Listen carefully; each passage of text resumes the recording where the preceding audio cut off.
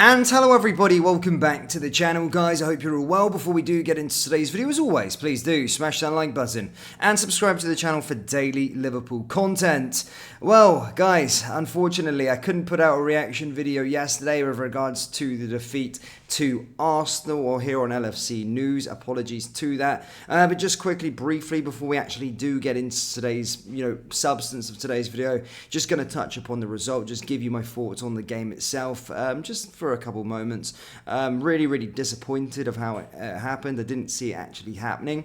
Of course, at this moment in time, a lot of players missing for Liverpool, key players, and we're not talking about Wataru Endos, we're not talking about Mo Salah, but we're more on the sort of verge of talking about, Darwin Núñez not starting from the start. Conor Bradley, of course, condolences to him and his family at this moment in time after losing his father. But you could see clearly that we were missing those players from the start. Also going into it, Jurgen Klopp making a bit of a tactical mistake with regards to a substitution. So really fortunate to see how it panned out.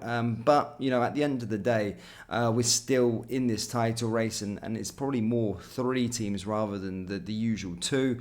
I don't think Arsenal are going to be there sort of come over the next month. I do believe Liverpool will run the race with Manchester City, but it's a good time now for us to get these players back and hopefully really go on another sort of unbeaten run. I think we went on a 15-game unbeaten run. We just need to try and string another one of those together, and you're going to have setbacks, you're going to have defeats. Even the sort of best title winning teams, they're always going to have setbacks and defeats across a whole campaign, but it's how you respond to that setback and that defeat. And the next game now is very pivotal and very important for Liverpool coming forward. So yeah, my toys aren't out the pram as such. I do understand the context of the situation. I do understand that there is players missing at this moment in time, but of course we do need to make sure that we pick up and get back to winning ways come Saturday against Burnley, most certainly, 100%. So 100% we need to be making sure that we get nothing but a win, and I'm sure Anfield will bring the noise, and as I stated, I do have every faith that we can go get 3 points. We've actually got a decent run of games now coming up. Look, Burnley at home, Brentford away, Luton at home, before obviously going on to Wembley to try and get a little bit more momentum by winning a trophy, and that just kind of galvanises the team even more. And then we go into FA Cup action, but the runs of games until Manchester City, which is of course on the 10th of March, needs to be pretty much no mistakes can be made. Literally 0 mistakes can be made for us. And I still believe, how we respond is the most important part at this moment in time. However, it seems as though we have been handed a blow ahead of those pivotal games. Yes, unfortunately, Hungarian reports state Dominik Szoboszlai could miss 4 weeks with his new injury. Yes, Szoboszlai could face another month on the sidelines after a recurrence of his hamstring injury sustained earlier this year.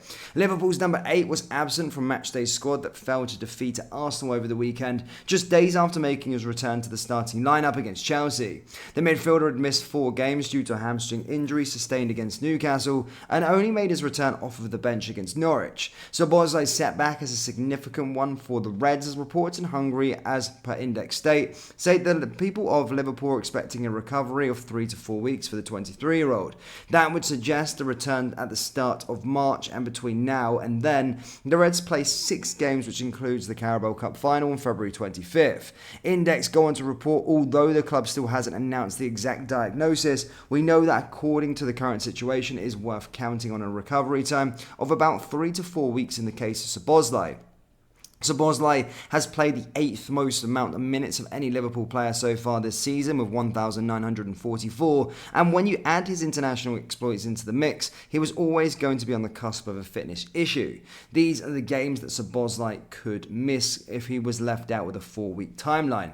Burnley at home, Brentford away, Luton at home, Chelsea in the final, Watford or Southampton in the FA Cup, then Nottingham Forest following that. At the worst case, the hope will be that the number 8 could be fit for the visit of Manchester City on March 10th. This is what Jurgen Klopp had to today with regards to the injury. He said Dom felt it in the same area, the hamstring, or pretty much a similar area to where he was injured before. Not in the game versus Chelsea, he was fine, and then after the game slightly so. We had to look into where he is now, a chance for him to be involved in this game against Arsenal. We cannot take the risk, we have to wait further assessment, but it was clear that he cannot be involved today. That's pretty much. So again, Dominic Szoboszlai out. Again, that is a huge blow. I think we have missed him in the middle of the park. Genuinely, I think we have. And to see him being out just after coming back again is a big blow for us. However, we will be getting midfield reinforcements now, of course, as Wataru Endo will be making his way back to Merseyside due to his side going out of the Asian Cup. He reported back to the XA Training Centre on Monday, and as I said, that is a timely boost to our numbers here at Anfield at this moment in time. So yeah, good to see Endo come in and hopefully picks up that form where he left off before he went, of course, to the African Cup of Nations, to the Asian Cup. But yeah, hopefully he finds that form once again. In other news, guys, as well, Anfield Road stand update. I've been keeping you up to date with regards to that across the season. Lots of setbacks along the way, but Liverpool will have close to 61,000 at Anfield on Saturday, with the latest Anfield Road end update a positive one as we edge closer to the expansion being fully complete. Should the stand pass further internal emergency condition tests in conjunction with the council, there will be at least 60,000 inside the ground for the visit of Burnley. It will be a new club record for the club, with only small section of seats now left to complete in the weeks to come. It means that either the visit of Luton or the FA Cup 5th round tie later this month could be the first match with a full 61,000. That will, of course, be a memorable night. So, whilst most of today's video has been a bit doom and gloom in regards to Dom, there is, a bit of brighter lightness, maybe, or light at the end of the tunnel with Endo coming back, and of course, more of you guys being able to get a seat in at Anfield, which is always the most important part, and which is fantastic to see.